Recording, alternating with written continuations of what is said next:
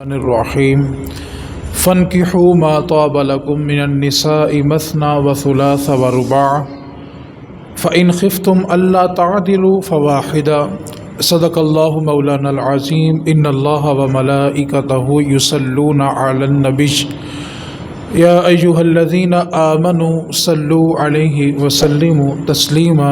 تمام احباب مل کے پڑھ لیں بلغ العلا بکمالہ۔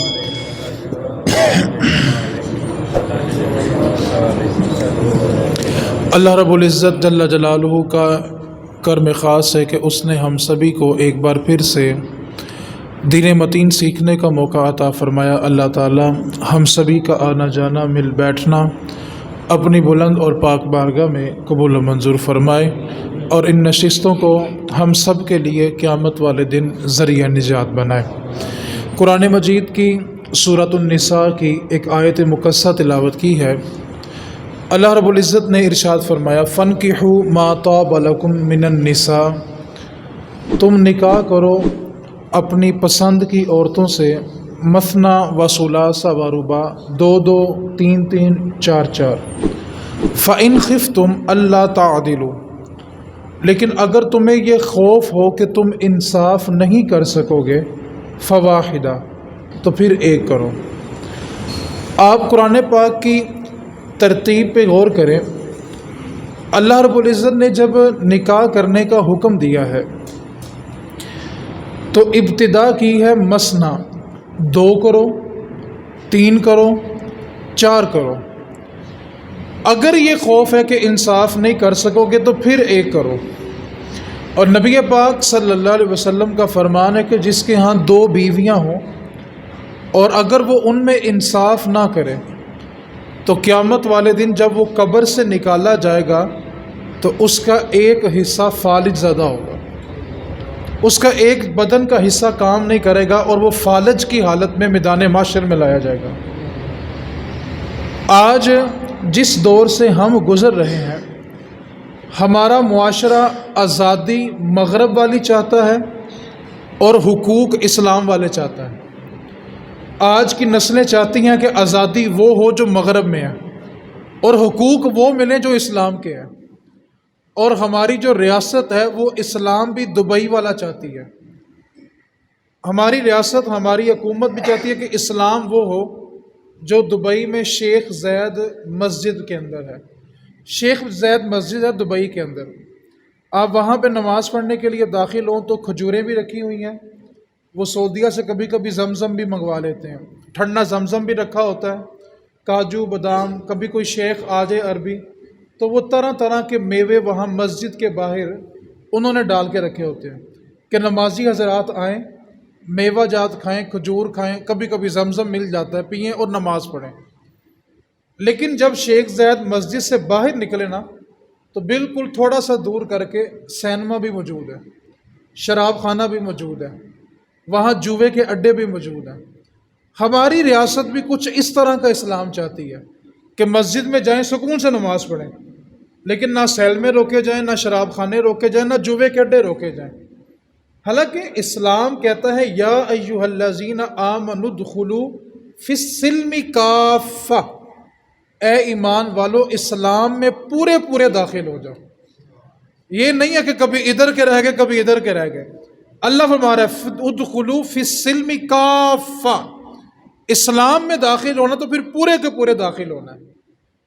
ہماری جو عوام ہے، رعایا ہے، وہ چاہتی ہے کہ حقوق مغرب والے ہوں، آزادی مغرب والی ہو، اور عزت ہمیں اسلام والی دی جائے، اور ریاست چاہتی ہے کہ اسلام دبئی والا ہو اور جو حقوق ہیں وہ دین اسلام والے ہوں۔ ایک بات کو یاد رکھیں، آپ کو اسلام تب عزت دے گا جب آپ اسلام میں پورے کے پورے داخل ہو جائیں گے۔ ہم بڑے زور و شور کے ساتھ نا کربلا کا واقعہ سنتے ہیں، غم کا اظہار کرنا یہ انسان کی فطرت ہے اور یہ اس کا عشق ہے، اس کا ایمان ہے۔ لیکن سوال یہ پیدا ہوتا ہے کہ کیا کربلا کے بعد دین پہ عمل کرنا ضروری نہیں ہے؟ امام حسین رضی اللہ تعالی عنہ نے دین بچانے کے لیے، میں ایک جملہ بولتا ہوں کہ پورا کربلا ایک جملے کے اندر اگر بیان کرنا ہو نا، پورا کربلا، تو وہ ایک جملہ یہ ہے، لوگ اپنا سر بچانے کے لیے کیا؟ لوگ اپنا سر بچانے کے لیے ہاتھوں میں ہاتھ دے دیتے ہیں، لوگ اپنا سر بچانے کے لیے ہاتھوں میں ہاتھ دے دیتے ہیں، اور حسین نے ہاتھ بچانے کے لیے سر دے دیا۔ یہ پوری کربلا کی تاریخ ایک جملے کے اندر ہے۔ لوگ اپنا سر بچاتے ہیں کہ بھائی جان بچ جائے، ہاتھوں میں ہاتھ جاتا تو چلا جائے، ووٹ دینا پڑتا ہے تو دینا پڑ جائے، ٹھیک ہے۔ اللہ ماشاءاللہ ہماری تو عوام یہ ہے، نعرے کسی کے، جھنڈے کسی کے، بریانی کسی سے، اور ووٹ کسی کا۔ وہ اللہ ماشاءاللہ کسی ایک کے بھی نہیں مانتے، ٹھیک ہے۔ جھنڈے کسی کے باندھے ہوتے ہیں، نعرے کسی کے لگا رہے ہوتے ہیں، بریانی کسی کے کیمپ سے کھا رہے ہوتے ہیں، اور اندر جا کے ووٹ کسی اور کو ڈال کے آ جاتے ہیں، پیسے کسی اور سے پکڑے ہوتے ہیں۔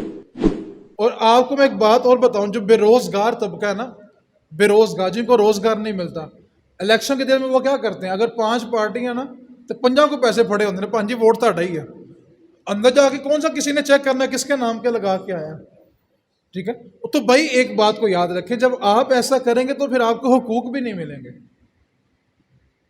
لوگ سر بچانے کے لیے ہاتھوں میں ہاتھ، اور امام نے ہاتھ بچانے کے لیے سر دے دیا کہ ہاتھ نہیں دوں گا، سر دے دوں گا۔ یہ پوری کربلا کی تاریخ ایک جملے کے اندر ہے۔ تو ہماری جو نوجوان نسل ہے وہ آزادی کون سی چاہتی ہے؟ مغرب والی، کہ ویسی آزادی ہونی چاہیے۔ اور حقوق کون سے چاہتی ہے؟ جو اسلام نے دی ہیں۔ اور بھائی اسلام پہ عمل کرو گے تو اسلام کے حقوق ملیں گے نا۔ اب جو میں نے آیت مقدسہ تلاوت کی ہے کہ اللہ تعالیٰ نے فرمایا کہ تم نکاح کرو 2 3 4، اگر انصاف نہیں کر سکتے تو پھر 1 کرنا ہے۔ اللہ تعالیٰ نے جب نکاح کا حکم دیا تو شروع 2 سے کی ہے۔ اب یہ بات کرنے کا مقصد کیا ہے؟ اس آیت کو آج آپ نے سمجھنا ہے۔ میں ایک حدیث پاک بیان کرتا ہوں، اس کے بعد اس پہ کلام کرتا ہوں۔ نبی پاک صلی اللہ علیہ وسلم پوری کائنات میں آدم علیہ السلام سے لے کے اور قیامت تک جتنی انسانیت آئے گی، سب سے بڑے لیڈر بھی ہیں اور سب سے بہترین باپ بھی ہیں۔ حضور سے بڑا کوئی لیڈر بھی نہیں، اور حضور سے بہترین اور اچھے اخلاق والا باپ بھی کوئی نہیں۔ اب آپ خود فیصلہ کریں کہ ہم جب اپنے بچوں کا رشتہ کرنا ہوتا ہے تو کسی دیندار سے پوچھتے ہیں کہ یار آپ بتاؤ یہ ٹھیک رہے گا؟ ایسا ہی ہے کہ نہیں؟ دیندار سے مشورہ کرتے ہیں کہ نہیں کرتے؟ استخارہ کرواتے ہیں کہ نہیں کرواتے؟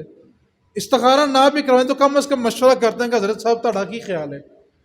ہم دیندار سے مشورہ کرتے ہیں، جس نے دین پڑھا، جس نے دین سیکھا، ہم ان سے مشورہ کرتے ہیں کہ ہمارے بچوں کے بارے میں فیصلہ کریں۔ تو جن کی ذات خود دین لے کے آئی ہو، وہ محبوب جو خود دین لے کر آئے ہوں، وہ اپنی اولاد کے بارے کیسا فیصلہ کریں گے؟ اب آپ نے توجہ کے ساتھ حدیث سنی ہے، پھر اس پہ کلام کرتے ہیں۔ نبی پاک صلی اللہ علیہ وسلم کی صاحبزادی سیدہ طیبہ طاہرہ فاطمہ الزہرا سلام اللہ علیہا مخدومہ کائنات، آپ کا جو نکاح مولا علی سے ہوا ہے نا، اس کا حکم رب نے دیا تھا۔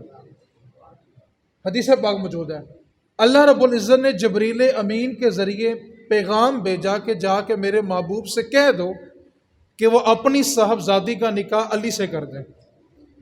ہم دینداروں سے پوچھتے ہیں کیسا رہے گا، اور خود جو دین لے کر آئے، اب ان کی بیٹی کی شادی ہے، اب حکم دینے والا کون ہے؟ ہم اللہ سے کیا دعا کرتے ہیں؟ اللہ ساڑھے بچیاں دے نصیب۔ یہاں تو حکم ہی رب دے رہا ہے، یہاں تو حکم ہی اوپر سے آ رہا ہے۔ ایک بات کو یاد رکھیں، ہم جب دعا مانگتے ہیں نا، کیا کہا میں نے؟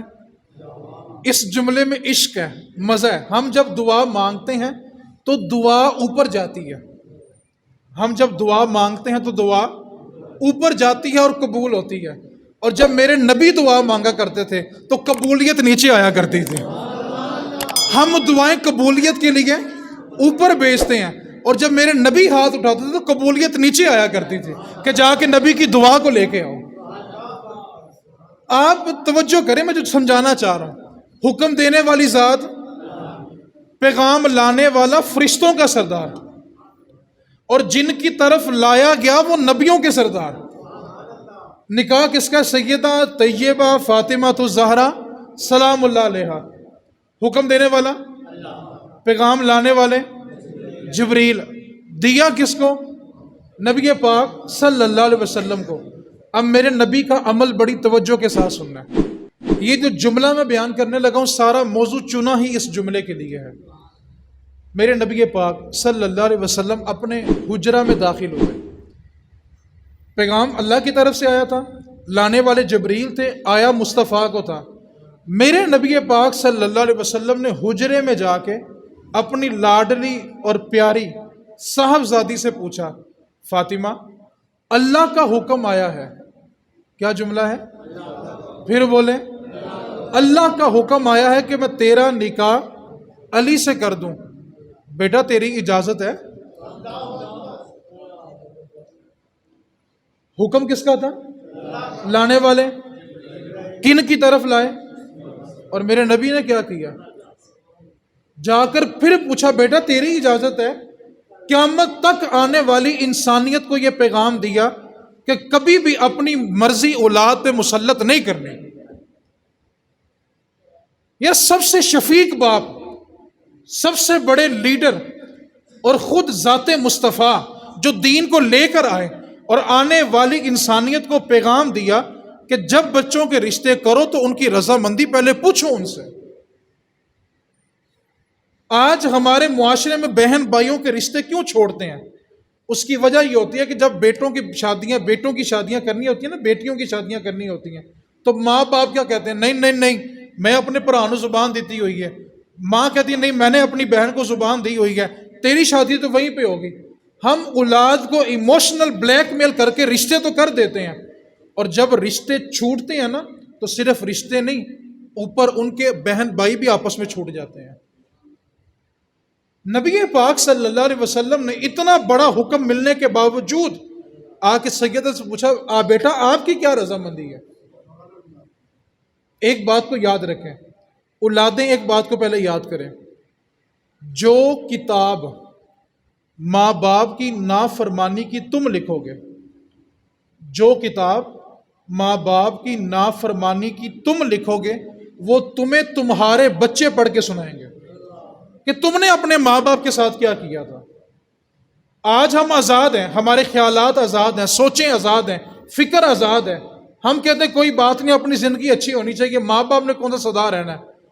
وہ ایک خاتون تھی، وہ اپنے گھر سے نہ نکلی اپنے شوہر کو لے کر، اپنے بچے کو لے کے کسی دعوت کے لیے. تو نکلتے وقت اس نے اپنی ساس سے کہا کہ ہم ذرا دعوت پہ کہیں جا رہے ہیں، تو آپ ایسا کرنا کہ رات کا کھانا یہ ساتھ دربار ہے تو وہاں سے لے کے کھا لینا. اب جب بہو نے یہ بات ساس کو کہی نا تو اس کا بیٹا بھی قریب سن رہا تھا، بہو کا بیٹا بھی سن رہا تھا اور ساس کا بیٹا بھی سن رہا تھا. میں کہتا ہوں جس بیٹے کے سامنے اس کی بیوی اس کی ماں کو یا باپ کو آنکھیں نکال دے اور بات کر جائے اور بیٹا سن کے برداشت کر جائے، میں کہتا ہوں اس سے بڑا بدبخت انسان دنیا میں کوئی نہیں ہوتا.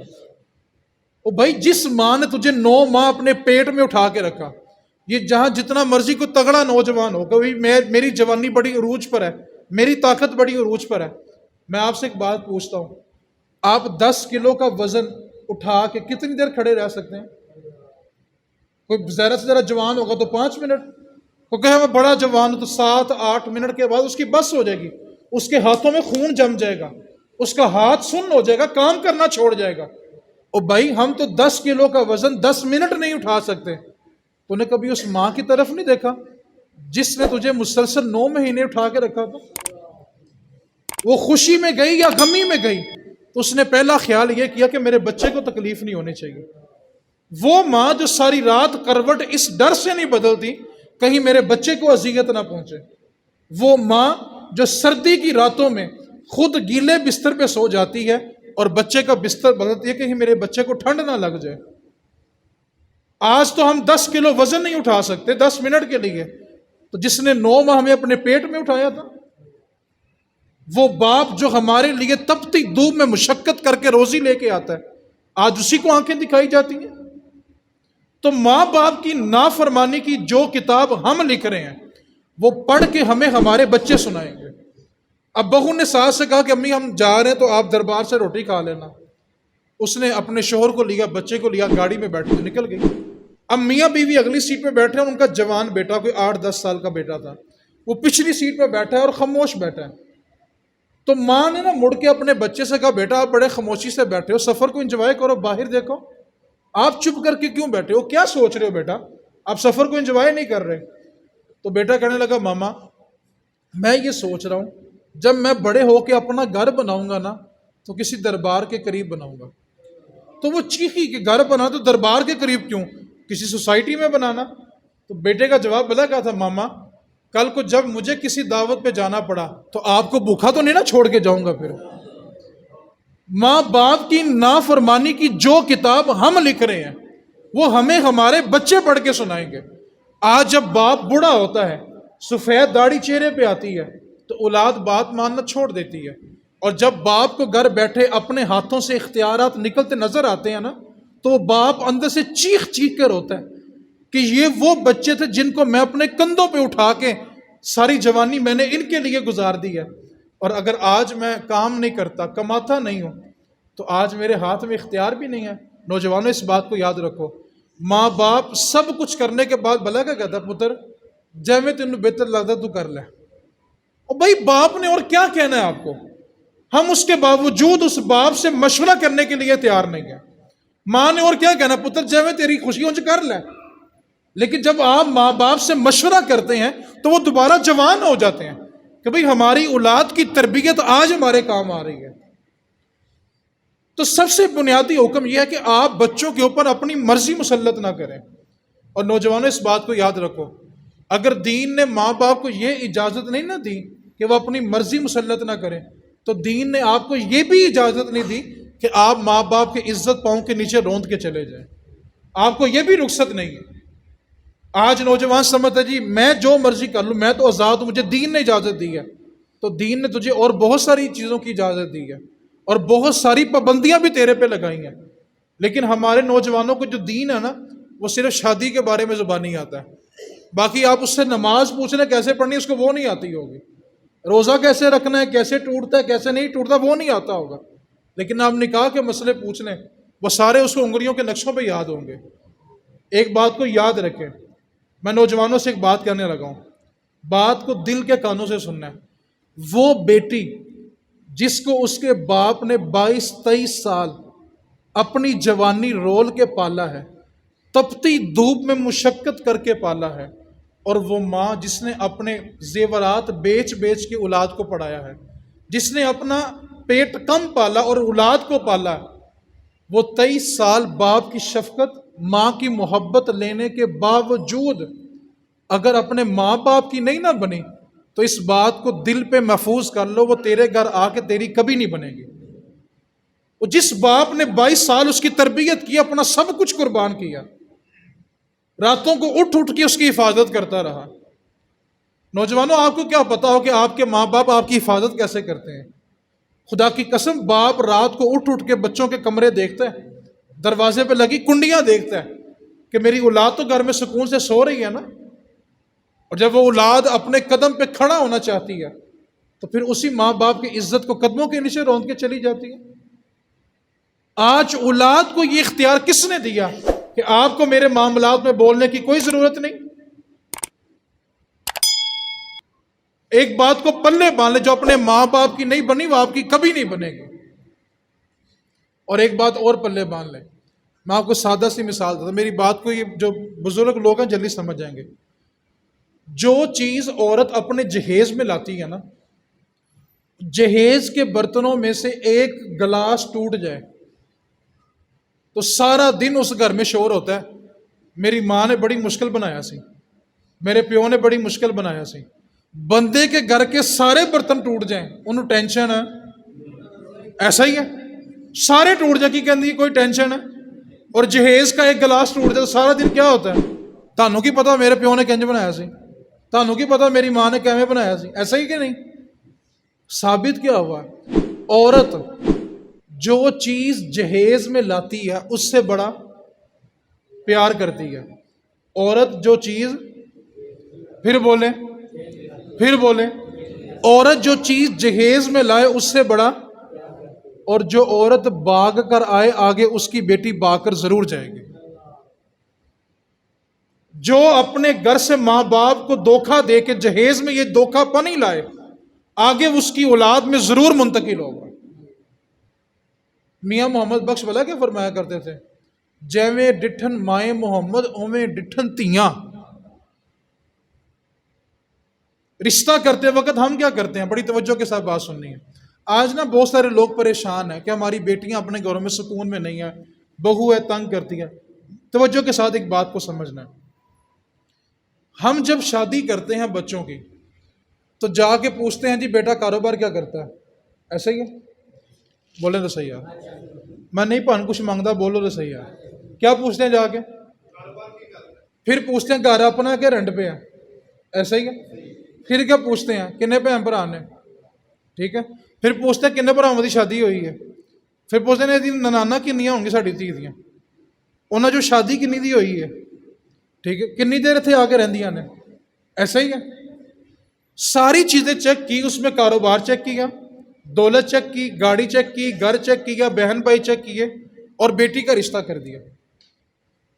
میرا سوال سب سے ہے، ہم نے رشتہ انسان سے کیا کہ اس کے عہدے سے کیا؟ کس سے کیا؟ چلے میں آپ کو ایک سادہ سی مثال دیتا ہوں۔ ہم بڑی گاڑی، بڑی کوٹھی، بڑی فیکٹری دے کے رشتہ کر دیتے ہیں۔ اللہ سب کی بہنوں کو، بیٹیوں کو سلامت رکھے، لیکن ایک سوال کرنے لگا ہوں، اللہ نہ کرے، اللہ نہ کرے، اللہ نہ کرے، آج شادی ہوئی، کل فیکٹری جل جائے، گھر بک جائے، گاڑی بک جائے، تو کیا اگلے دن بیٹی گھر لے آؤ گے؟ بولے یار، جن چیزوں کو دیکھ کے رشتہ کیا اگر وہ چیزیں نہ رہیں تو کیا بیٹی گھر لے آتے ہیں؟ تو جب ہم ایسا کرتے ہی نہیں ہیں تو پھر ان چیزوں کو دیکھ کے رشتہ کیوں کرتے ہیں؟ آپ کہتے ہیں کوئی گل نہیں اللہ اور دے گا۔ اب ہماری عوام کی ذہنیت دیکھیے گا، توجہ سے میری بات سمجھنی ہے۔ ایک گھر میں رشتہ دیکھنے جاؤ نا بیٹی کا، اب لڑکا جو ہے وہ نمازی بھی ہے، متقی بھی ہے، شریف بھی ہے، اور اس کا مالک، دکاندار، اس کا جو مالک ہے، استاد ہے، وہ بھی گواہی دیتا ہے کہ بچہ ٹھیک ہے، محلے دار بھی کہتے ہیں کہ بچہ ٹھیک ہے، محلے میں نظریں جھکا کے چلتا ہے، اس کی شرافت کی گواہی ملے، نمازی بھی ہو، پرہیزگار بھی ہو، شریف بھی ہو، لیکن کرائے پہ رہتا ہو، تو کیا کہتے ہیں؟ رشتہ کرنا نہیں ہے، کی کہیں گے کہ اپنا نہیں۔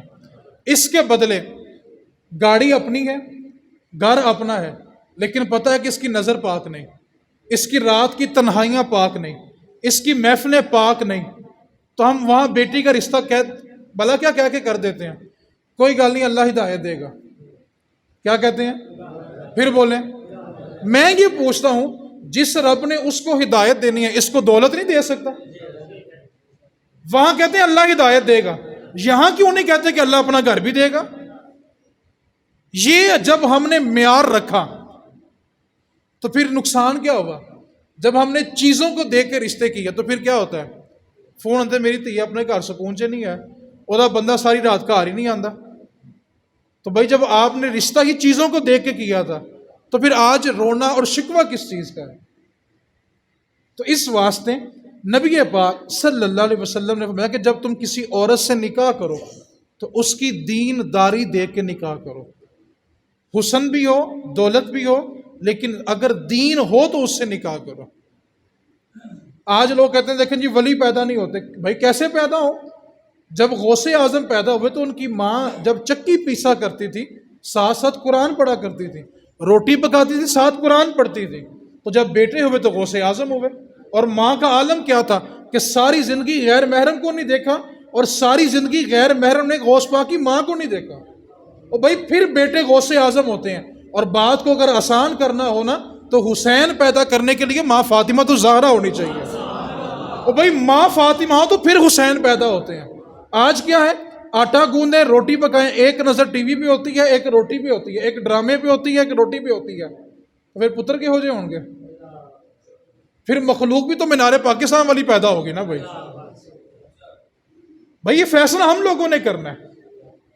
آج شکوہ جی بچے ایسے ہی ہو رہے، بھائی آپ ان کی تربیت میں رکھ کیا رہے ہیں؟ بنی اسرائیل کی ایک عورت تھی، وہ ایک گھر سے نا بدکاری کر کے نکلی، وہ جسم فروشی کا کاروبار کرتی تھی، تو وہ ایک گھر سے نا بدکاری کر کے نکلی، تو اس نے دیکھا کہ رستے میں نا کنواں ہے اور پیاس سے نا کتا کنویں کے کنارے بیٹھا اور اس کی زبان لٹک رہی ہے اور اس کی آخری سانسیں چل رہی ہیں پیاس کی وجہ سے۔ اس عورت نے کیا کیا؟ اپنے سر سے دوپٹہ اتارا۔ کہاں سے؟ پتہ چلا اس امت میں بدکارہ بھی ہو تو دوپٹے سر پہ ہوتے تھے، اور آج شریف بھی ہوں تو گلے میں ہوتے ہیں، ٹھیک ہے۔ اب اس نے کیا کیا، دوپٹہ اتارا، اس کے ٹکڑے کیے، اپنا جوتا باندھا، کنویں سے پانی نکالا، کتے کو پلایا، کتا بچ گیا۔ اللہ تعالیٰ نے وقت کے نبی پہ وحی کی ہے، میرے نبی جا کے اس عورت کو پیغام دو کہ تو نے آج ہماری مخلوق میں ایک کتے کی جان بچائی ہے، اللہ کو یہ عمل اتنا پسند ہے، اس نے تیرے سارے گناہ ہی معاف کر دیے ہیں۔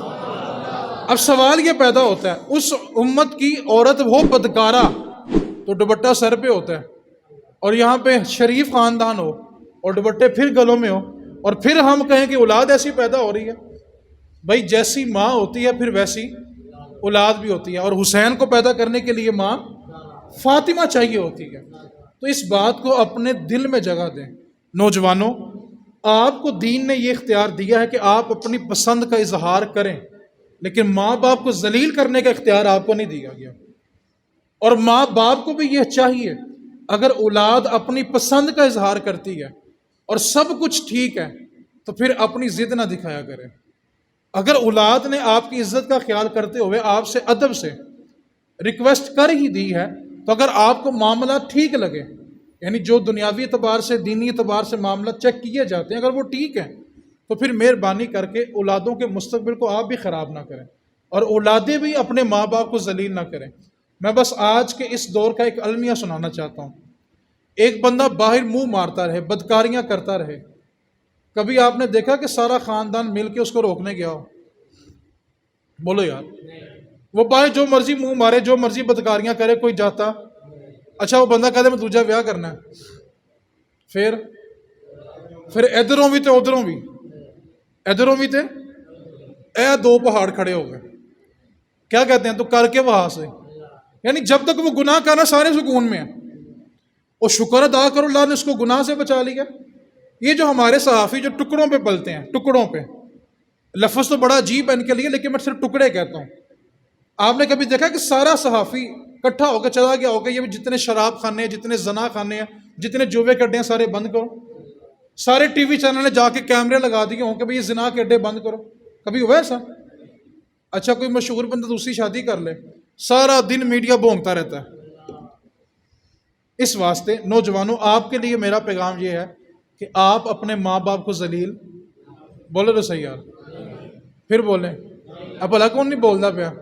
جنہوں نے سیٹنگ کی ہوئی ہے، وہ کہتے ہیں بھائی مولوی صاحب کہڑے پاسے ٹور پے نے آج، ٹھیک ہے۔ نوجوان پریشان ہوتے ہیں کہ مولوی صاحب کہڑے پاسے ٹور پے نے، ٹھیک ہے۔ ایک بات کو یاد رکھو، ماں باپ کی نافرمانی کی جو کتاب ہم لکھیں گے، ہمیں ہمارے، میں نے بتایا کہ جو عورت جہیز میں چیز لائے گی نا، وہ اپنی نسل کو ضرور دے گی۔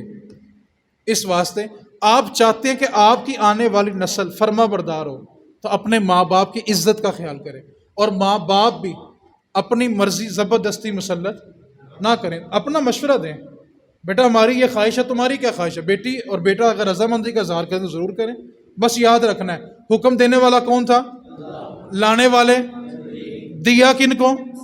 پھر بھی کیا پوچھا؟ بیٹا تیری اجازت ہے، ٹھیک ہے۔ تو آپ نے اس بات کو ذہن میں رکھنا ہے، اولادیں ماں باپ کو ذلیل نہ کریں۔ اللہ کریم کی بارگاہ میں دعا کریں اللہ ہمارے معاشرے کا جو یہ بگاڑ ہے اس کو ختم فرما دے، اللہ ہمیں دین کی سمجھ عطا فرمائے۔ وما علینا الا البلاغ۔